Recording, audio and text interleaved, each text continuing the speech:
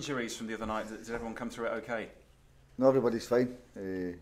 Everybody's fit, which is really, really good, apart from obviously long-term ones. So Amir and Tom still not ready, but everybody else is fine. What's the training schedule been like then? Were they back in yesterday and there'll be a light session today, I guess? Yeah, that's basically it, because you're still on your second day recovery, as you call it. And but they're fine. They're totally fine. And how are the players after what looked like being a great night at one stage was taken away? Do you know what? They're really upbeat. They're really positive because they know they're playing well. That's the secret. You keep playing the way you're doing, cut out the basic errors, they'll get results. But the performance levels are really high. I can't ask any more the way they're playing, and I think everybody recognises that the level of football we're playing at the minute is really high. We just have to cut the basic errors, and but regarding training and playing, there's no way I could have got any more out of them. Have you known at 9 or 10 minutes like it? You've managed a few games, you've played in a few as well, but it just seemed like a really mad spell. I'm trying to recall if I've been involved in crazy games. Obviously, I can't remember a lot of them, but that was it was a bit silly, bit unprofessional from us, from conceding a goal after we've scored. But I said before, the second goal was the one that really probably riled me, you know. Is it fair to say that for the last quarter of the game, when they were 3-2 down, that the players were a bit shell-shocked after that? No, we still gave it a go. Obviously, the goals give you a body blow. You've got to come back from it. But that's, as I said before, we kept on pushing and pushing to try to get the goal. Never materialised, and we get beat. But the actual level, we shouldn't have been in that position, let alone we shouldn't have even drew it, let alone lose it. So we move on. You go to the next one. And heads have, like you say, have been up since then. They have. That's my job. That's my job, to keep them upbeat. And anybody that knows me, I'm not one to get down too often. Obviously, goalkeeper mistakes are magnified, and they're shown time and time again on TV. We're not used to that at all from Bartosz Białkowski. He's been the best player here for the past 3 seasons or so. Does he need a word the next day, an arm on shoulder, things like that? I spoke to him about yesterday, and listen, that's an honest mistake from a really top goalkeeper. So there's no blame attached. He tried.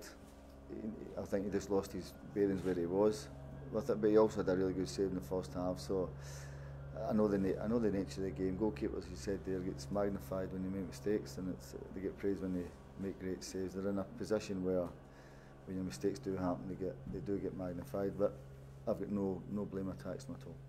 Other end of the pitch, he's come up a lot in press conferences recently, but quite rightly so. 2 more goals for Freddie Sears, 4 in 4. When you look back at his record in previous seasons, he's had, there was one time here a couple of seasons ago, he had a goal drought of more than 30 games. Does that surprise you when you see him playing like he has been?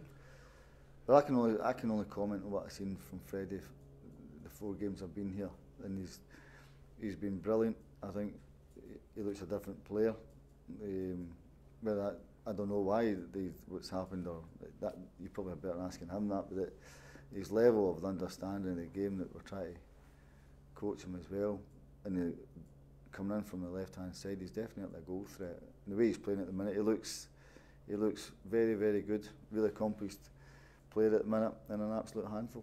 He's previously been praised for being selfless and putting a shift in, not playing in his best position. I don't know what he would think about his position at the moment, but previously people have suggested he's more of a central striker. However, on the left, he's still been getting the goals. He's still been playing well for you. I think he's been excellent. I really do. I think the position suits him because he can come in his right side. He's a very intelligent footballer. It's not just his goal scoring, but he's a really clever footballer. He picks things up in training really quickly that we ask of him, the movements and the angles we want him to receive the ball. So I think that's really important, and he's on top of his game, Freddie, he really is, and doesn't say too much, but he's been absolutely terrific for us. If there was a more bizarre match than the one we saw at Portman Road the other night, it was probably at Villa Park. Forest, the next opponents, 5-5. Yeah. I don't think anybody saw that coming, given Forest's defensive record in recent weeks. I think you get games like in the Championship. There's always 1 or 2 there that the scores are pretty heavy, and I'm pretty sure it was a exciting game for everybody at Villa Park. So they're a good side, Nottingham Forest. They've invested heavily as well, and we have to go there and try and win. They've had squads that have toyed with the idea of the playoffs in recent seasons, but they're more than capable of that this season, would you think? so you probably have to ask your manager that, whether they think they can do it. My job is to go up there, switch and go on the front foot and go and try and win. I won't change my way. We'll go and try and win. We'll have a big crowd going up to support us, and we will try and entertain them as well. As I said, we're playing really well. I've got no illusions that we're going up there with a lot of confidence to try and win games. The only thing that we're missing is that getting the wins. That's the only thing we're missing. Everything else, from the level the lads were playing at to now, is really high. There's a lot of good players on their side, obviously, but it could be a tough afternoon for the defence. Lewis Graben, obviously, 12 goals, 15 starts. He's having a great season. Yes, but my job is to make their defence have it hard. So I'm only interested in us, and we will try everything we can to go and win. Lads are playing well for me, and I've got so much confidence in them that we'll go up there and we'll make a right good game of it. We're away from home, but it doesn't matter. We go and try and win. Best of luck. Thank you. Actually, a couple of the mistakes out then, Paul, because you talked about that on Wednesday night, stopping the crosses. Is that comes from individuals, Steve? It's all the coaching in the world. That's no coaching. It's got to come within. And the lads know that it's just a basic error. That comes within a player and then an individual. That's where that happens. And if you do that, it's half the battle. That's just it's the basics of the game, and you have to do the basics of the game, and everything else falls into place. If you don't master that, then it's a tough gig. The positioning of your fullbacks is how you want them to, whether it's too high, too narrow, anything like that. That they're playing the role of fullbacks that you'd like is. That had nothing to do with it. Yeah. It was actually shutting somebody down in a 1v1 situation. That's nothing to do with tactics, nothing to do with positioning. That was stopping a cross for coming into the box, and where you should have been. That's all that is. Stop the cross, stop the source. The ball doesn't come in your box, they don't score. You talked about freshening the side up during a busy week. You unchanged again on Wednesday. Is this the game where you might have to make a few changes? Yeah, I think we have to. Yeah, again, we're a really young side. We've got 19-year-olds in the team, 18-year-olds in the side as well. For example, Flynn and Trevor, they haven't had a break. They kids, they've been playing through their national team as well. Not really had a break, but we'll certainly freshen up. But we have to, and plus also, I've got to try and see people play here. You mentioned a couple of central midfielders there. One we haven't seen is Tayo Eden, on loan from Fulham. It's not really featured for you. What's your thinking? No, he's got an injury, tail at the minute, and so he's back at Fulham at the minute. So he's out of the equation at the minute, but he's got an injury. What's the injury? He's got an eye injury. So yeah. Something he's done in training, or is that non-football related? Or? No, it's just I don't know what's happened actually. I think he got a knock in it, and I think it's just kind of swelled up or swelling up from it, and he has to go back to Fulham. And on the theme of central midfielders, you praised for Cole Scouse on Wednesday night. You said you wished he was 27 and not 33. Yeah. During his time at this club, he's always been seen as the player's player, the one that does the unseen work of intercepting and shielding the back four. But we saw him being a midfield general, a playmaker. You know, can he be more than what Ipswich Town fans have seen? Because you seem to have got him playing on the front foot a little bit more, playing a bit more attack-minded. Is that something you've been on him about? Yeah, I mean, he's playing the way I want my midfielders to play. I don't want somebody just to be destructive or not getting on the ball. In that area of the pitch, you've got people that are comfortable with the ball. And it's there, like Freddie, I can only go by the 4 games I've been here, and his passing's really, really intelligent. And I think the way we're playing at the minute, his range of passing is exceptional. I mean, that both feet, it's not just his stronger right foot, both feet he's dictating the game. As I said before, you wish he was a little bit younger, but he's not. But his actual performances have been unbelievably high, dictating games for us. And his range of passing is exceptional. And he's another one that's on top of his game. The lads that have been here the longest, we've got a lot of lads here, Steve, that haven't even played in this division before. Haven't even played in it. Sears, Scouse, Chambers, Bart, Dino, they've played in the league. A lot of lads haven't played in the league. And the lads have been brilliant. I'm just unfortunate. Them lads I've just mentioned, apart from Freddie, right enough, but Bart and Cole and Luke are in their 30s. We were talking about Bart earlier. He was somebody that was dropped controversially by the previous manager right on the eve of the East Anglian derby after a below par start to the season. Doesn't sound like that's something that you'll be doing. You'll let players play through bad games, will you? Yeah, they have to learn. They have to. Bart's again in his 30s, isn't he? He's in his 30s, if I'm right. Is that right? So he's not a young kid. He's an international goalkeeper. He's been one of the best goalkeepers in the league for a long time. I'm not going to chastise somebody for I think it's an honest mistake, and what happened before I can't control it. But his level's been great for us. I've got two really good goalkeepers here. They're really neck and neck with each other, and but I think Bart's the goal is an honest mistake from it, and but his level since I've been in has been very good.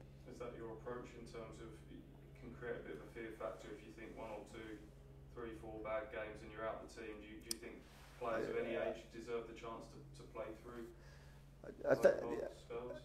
I think goalkeepers is a really hard position because you've only got 2 lads that are competing against it, and I think when Dino and Bart have been in the team at different times, and for one reason or another, I don't know, but you can't keep beating somebody with a stick, take them in and out, and you don't get any consistency with it, and you've got to try and get through certain periods of your career. And no, the lads, every lad. Do you know what? The biggest compliment I can give the lads is I love working with them. I really enjoy working with them, and I get frustrated when they don't get one themselves because they're playing ever so well together, and they know that themselves, which is important. But it's a really good squad to work with, and I really enjoy working with them. 6 games till the January window. Yeah. You've said that lads need a bit of help. Yeah. It's vital that you're still in touch with the pack, isn't it? Come the new year. Well, looking at it, it's a 7 or 8 team league we're in at the minute. We have to finish 4th and above, really, of that. But they need a bit of help, and we'll try and get them in.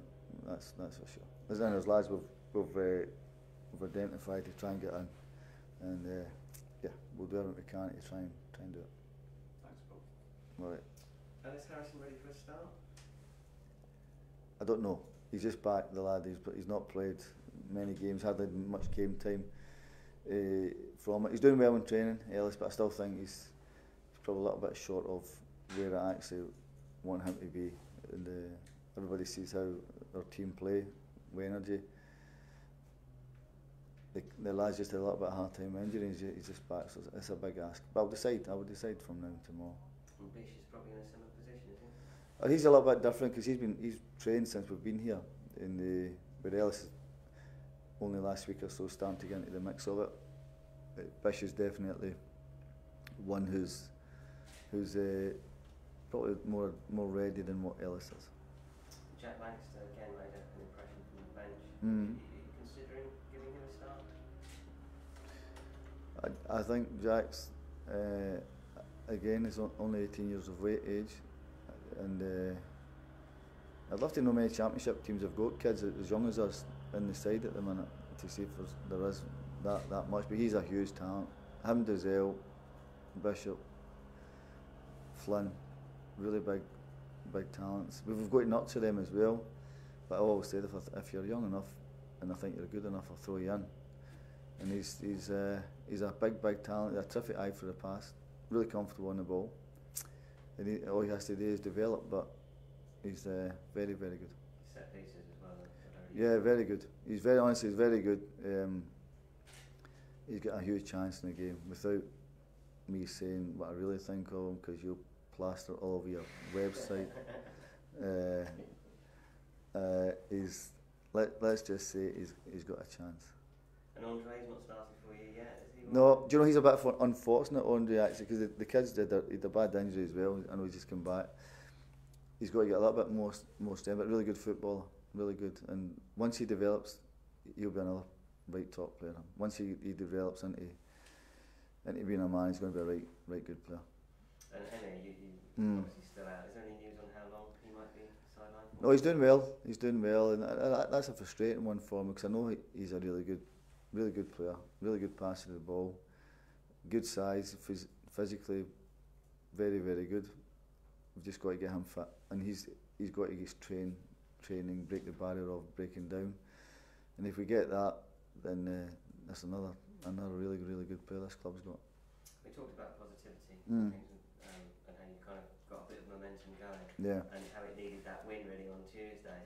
Obviously that was knocked back a bit. I think it was a game that fans, there was a lot of hope that we'd win, and I think fans left the ground thinking we should have won that game, as you probably did, I'm sure. What's your message to them, sort of to keep the momentum, to keep that sort of positivity going? That's that. The fans have been brilliant since I've been here. Really are. They've been absolutely brilliant. And the great thing I can sense is, just like you said there, you feel it, you sense it. They want you to do really well, and I think they're enjoying.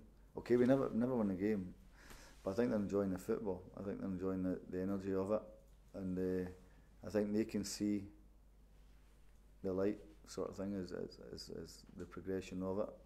Everybody wants to win, I understand all that, but we're giving everything we can to get that. We've come in at a time where maybe didn't even look like winning. Now it's a different ball game, as I said before. That's the way I play and the energy of it. But the fans have been great, and I'm pretty sure we're going to have a massive crowd up at Nottingham on Saturday, and that's basically the message. Keep doing what they're doing, because this will turn, and when it does turn, then it'll be a great ride, this one. Thank you very much. All right. Thank you. See you later on. See you later.